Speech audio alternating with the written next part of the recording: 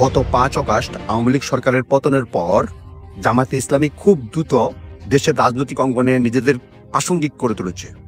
শুধু তাই নয়, দীর্ঘদিন ধরে নিষ্পেষণের শিকার এই দলটি এখন মাথা উঁচু করে দাঁড়িয়েছে এবং বাংলাদেশের রাজনীতিতে একটি শক্ত ভিত্তি তৈরি করেছে। স্থানীয় সূত্রগুলো জানাচ্ছে, জামায়াত এখন বাংলাদেশের ক্ষমতাসীন গোষ্ঠীর একটি অংশ পরিণত হয়েছে।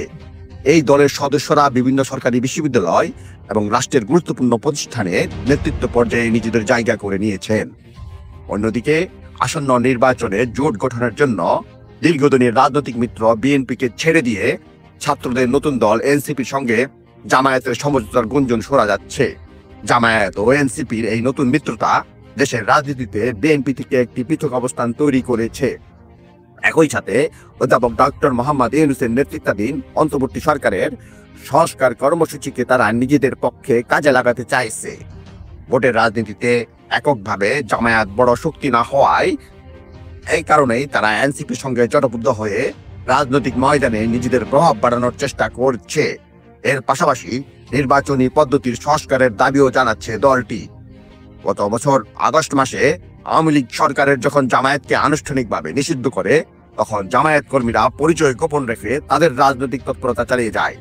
এরপর জনতার গণ অভ্যুত্থানে শেখ হাসিনা সরকারের পতন ঘটলে দলটি আবারও প্রকাশ্য তাদের রাজনৈতিক কার্যক্রম শুরু করে।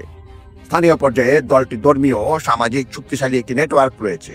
বর্তমানে অনলাইনে কর্মীদের মাঝেও ব্যাপক প্রভাব বিস্তার করতে জামায়াতে ইসলামী এমনকি বিএনপি বিরোধী বক্তব্যকে মূলধারা নিয়ে আসতেও সক্ষম হয়েছে দলটি। তাদের এই কৌশলের কাছে রীতিমতো ধরাশায়ী হয়েছে দেশের সবগুলো রাজনৈতিক দল। বিশ্লেষকদের মতে, নানা ধরনের বাধা বিপত্তি পেরিয়ে রাজনীতিতে টিকে থাকা এবং জুলাই গণ অভ্যুত্থানের পর বাংলাদেশের রাজনীতিতে জামায়াতের এই নতুন উত্থান কেবল দেশের অভ্যন্তরীণ রাজনীতির জন্যই নয়, বরং বৈশ্বিক ইসলামী রাজনীতির প্রেক্ষাপটও অত্যন্ত তাৎপর্যপূর্ণ।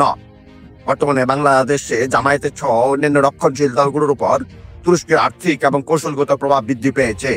এর ফলে বাংলাদেশের অভ্যন্তরীণ রাজনীতিতে ভারতের প্রভাব আরো হ্রাস পেতে পারে বলে মনে করছেন বিশ্লেষকরা।